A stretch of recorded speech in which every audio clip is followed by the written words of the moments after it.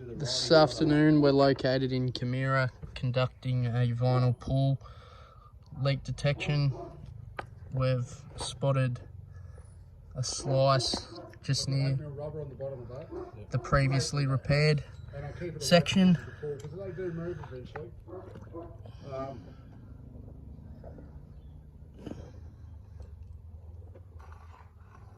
And the only reason I put this, when we put the new pool in, which is September, this September 4 years ago, this pool was brand new. Yeah.